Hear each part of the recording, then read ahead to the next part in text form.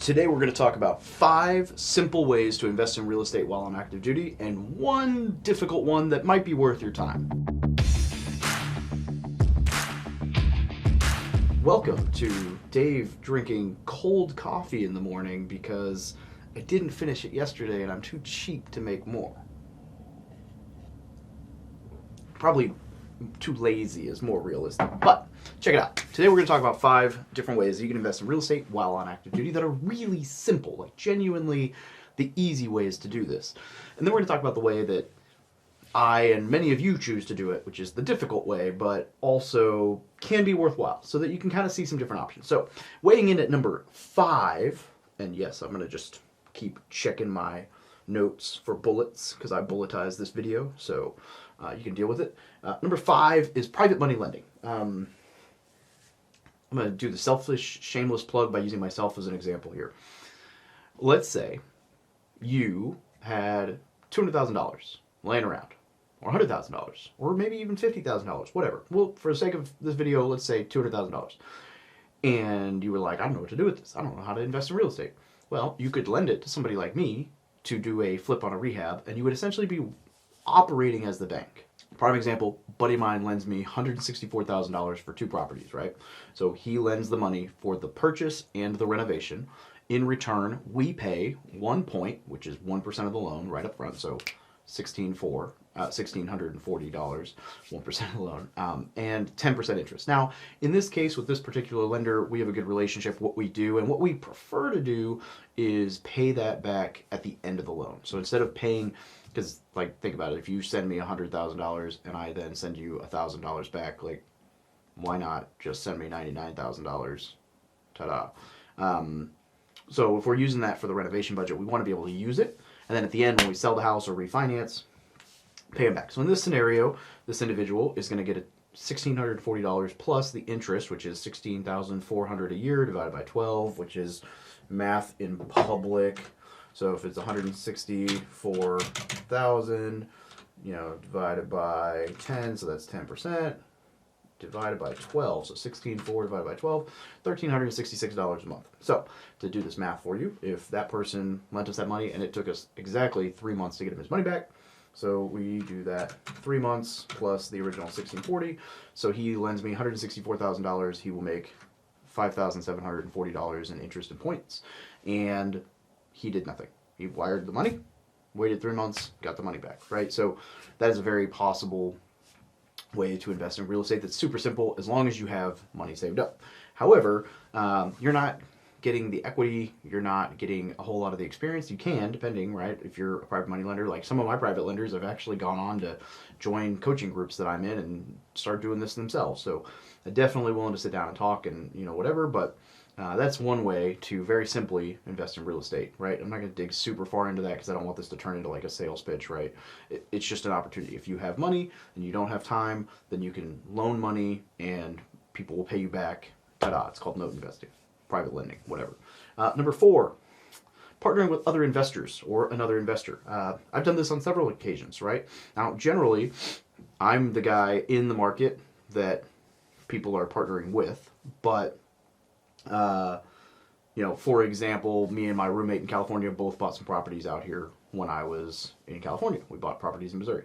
And then we have a partnership with 3 of us where we bought a hotel. One of the members operates and I'm not that guy, but I do some of it.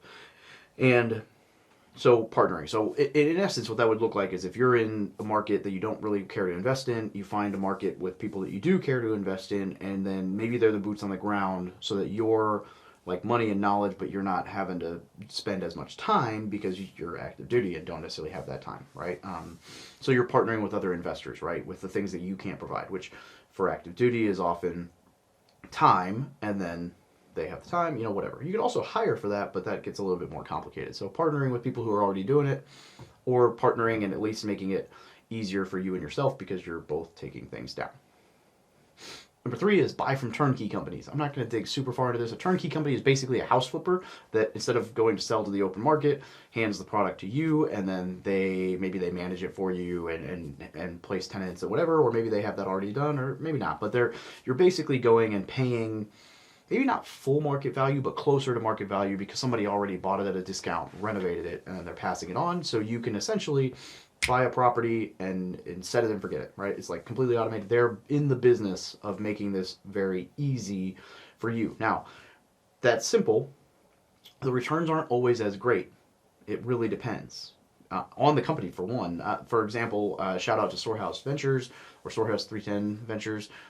My buddy Stu, who has actually sponsored the podcast a few times and is my partner on the War Room Mastermind. Their turnkey company is and was and whatever awesome. They give great returns. They have a laundry list of people, like a huge wait list of people looking to buy homes. And so they were good deals, right? So I have several friends who bought turnkey properties with them, and I've never heard anything negative about them. But you got to know who the turnkey company is, and you got to make sure you're buying the right properties. Number 2, super simple, limited partner. You become a limited partner in a syndication. So I use myself as another example, helping Matt Faircloth and the DeRosa team. I'm a partner on that deal. We're taking down 670 units with 5 apartments in 2 states. It's a crazy deal. We had to raise like $21.5 million to make that happen. And those investors are what we call LPs or limited partners. Not all of them. Some of the GP general partners like us, which are, so general partner GP is like the operator, limited partner LP is like the passive investor. So some of the GPs like myself, we brought money into the deal, but a large portion of that 21.5 was limited partners because I don't have $21.5 million laying around.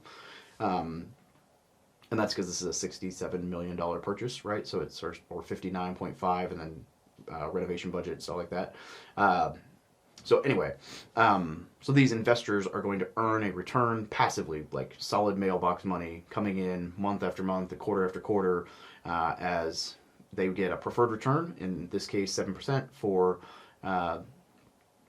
their investment, and then they get equity piece as well, 70-30 split with the general partners. So on the back end, that 7% preferred return becomes much higher, probably closer to 18%, maybe higher. Some of their deals have been higher. But that is extremely passive. You're investing in stable, long-term, big multifamily or mobile home park or whatever assets. And so it seems like a pretty good option, and it's totally passive, right? Because you're literally, again, just like the private lender, you are wiring the funds and hanging on. The difference is that the private lending is much more like you just discuss terms and set terms and shorter term whatever, and the syndication is usually like a 5 to 7 year hold with some refinances. You get some of that money back along the way, and you know, all the things. All right, number 1. And this is actually my favorite way to get started in real estate for service members and vets, and that is using your VA loan to house hack. And so there's a lot of ways you can do this. My favorite is like a duplex, triplex, fourplex, and you like a fourplex, you live in one of the units, you rent the other 3, your tenants then cover your mortgage, and then you take your BAH and you save what you would have been paying on your mortgage and keep your BAH, and then you just reinvest that. So that allows you learn how to be a landlord. You get to save the money you would have been spending to live somewhere, because you have to live somewhere. You can then reinvest that, and you're getting your feet wet in real estate where it's not really scary, right? Because jumping out of, like, saying, I'm going to buy a house out of state and do it on my own is a lot more nerve-wracking and a lot easier to get hung up on than it is to say, well, I need a place to live, so I'm going to buy a house. But you're just buying a house that you can rent other pieces out to cover the mortgage. And this can be done in so many ways. So the fourplex, you rent out 3 other units. My buddy Rio, we've got a video on this, had a 5 unit or 5 bed, 3 bath, 5 bed, 4 bath home. Massive, beautiful home with like a pool hall vibe, like pool room, massive area for hanging out in the backyard, TV, like they used to throw ragers in this place. It was awesome. But it was a bunch of single lieutenants and captains who bought a house. Well, Rio bought the house and then rented to single lieutenants and captains by the room, and they were paying his mortgage and cash flow. And so he was getting to benefit from all of this with minimal effort, and he had a bunch of cool kids living in the house. So honestly, it was a great place. We used to go hang out there, watch the Super Bowl there 2 years ago. Like, loved it. And Real's a good dude. But so check out his video. He's got all his systems and stuff we talk about. He had it figured out. So hit him up. You could even do something where you buy a house and put an ADU in the back, like a smaller, like, mother-in-law suite, detached.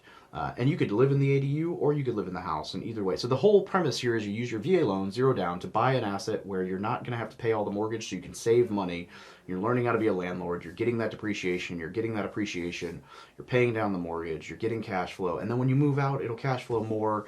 And it's just a great way to get started. I love it. I've got all kinds of videos on this. And, you know, if you want recommendations for agents, lenders, yeah, I'd say contractors, but that's just kind of a mess if you're not actually in the market.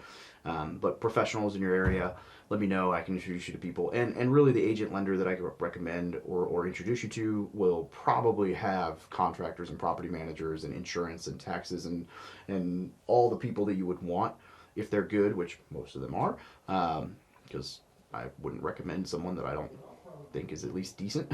They're mostly friends, so anyway. All that being said, they're going to know those professionals that you want on your team. So that's how you build that team anyway. All right, so the moment you've all been waiting for, the difficult one. But before we get started, make sure you smash that like button. Focus on the thumb. Yeah. Oh, coffee. Yeah, hit the like button and make sure you subscribe. Right? If you're getting something out of these videos, share them with your peers, subscribe. Make sure.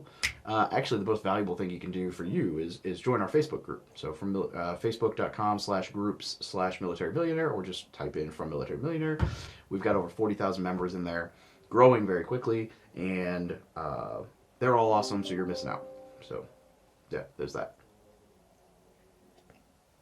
All right, the difficult way to invest in real estate while active duty is to do it all yourself.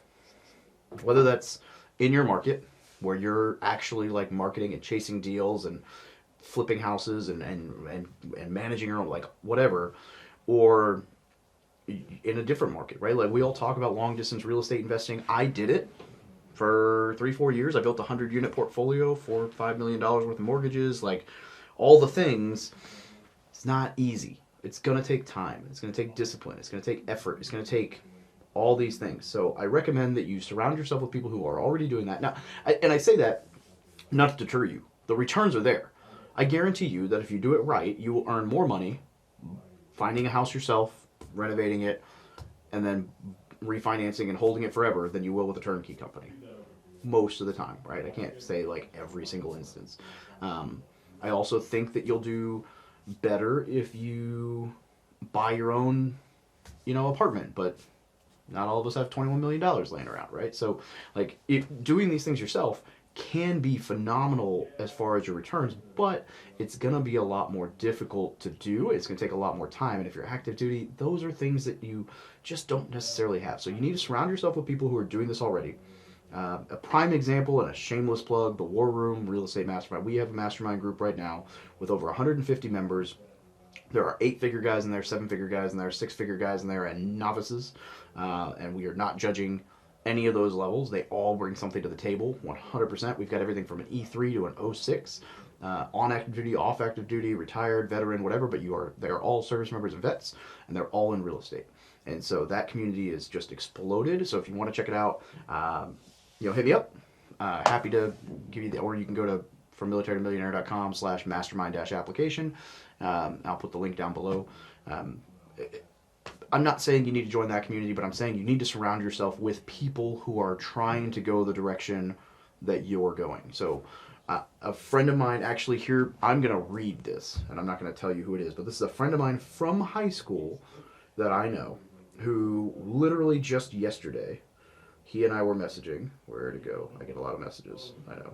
Oh, look at me. I'm so cool. I get so many messages. Yeah, sorry. All right, so he commented on one of my stories. Dude, I'm getting into real estate myself. Love seeing the hustle. Tried telling friends about it, but they don't want to believe it. All right, there's the thing. I've talked to friends about it, and they don't want to believe it. So I said, is this the first name, last name? Because I hadn't talked to him in a long time. And this is a buddy I played like t-ball with in baseball growing up. And one of my mentors was his wrestling coach and all this other stuff. Anyway, I was like, brother, let's jump on a call and chat. Simple solution. Surround yourself with people already doing it. They're not going to hold you back, right? And so apparently his brother's actually a developer now, so I'm going to have to, I know his brother too, but I have to hit him up, talk. But like ultimately the whole point there is people who haven't done it before are going to try to hold you back. intentionally or unintentionally, doesn't matter. That's just what's going to happen. They don't know. They haven't been there. It's not comfortable for them, whatever. So it's like trying to play rugby without a rugby coach, or trying to play football without a football coach, or trying to go to the Olympics without a coach. Like, you need, I'm not saying you need like a coach or a mentor or like this person on a pedestal, but like, imagine trying to play football and there's no coach and nobody on the team has played football. So you're like, man, I want to play football. You know what? Let me go find a bunch of people who have never played football before in their life and tell them about why I want to play football. And you're like, you get beat up, you get to run around with this ball and whatever, and they're all like, that sounds dumb. But if you join a local football team, or pick up games, or join a team with a coach, like in all of those scenarios, you're better off because you surrounded yourself with people who are doing what you want to do. So yeah, it's more difficult to do things on your own. It's totally doable. You 100% can do it. I think military real estate investors are actually some of the best real estate investors out there. But ultimately, you're going to have to figure out how to get around people, whether that's meetups or masterminds or just Facebook groups or whatever, and get around and surround yourself with people who are doing the thing in your area or even online, so that you can pick their brain and you can learn from them, and you can, hey, I have this problem, and they bring up a solution they had, or they have a problem that like, that's the way you grow. So difficult, lucrative, possible, it's all out there. Make sure you hit the like button, subscribe to the channel, and I am kind of digging this like super casual bullet points, just messing around on the camera video style. So if you like it, let me know. I got some good feedback last time. I'm trying to refine it. Do you guys, let me know if you made it all the way through. Do you like the like horsing around with the cup of coffee and like random like sidebar where I'm going to leave the fact that I'm reading off the screen? Or would you prefer like the same casual format, but like I'm just talking and it's more educational with less like whatever. So I'm ADHD, not diagnosed. I just like to joke that way, but I probably am. Anyway. Yeah, squirrel, what? Have a great day.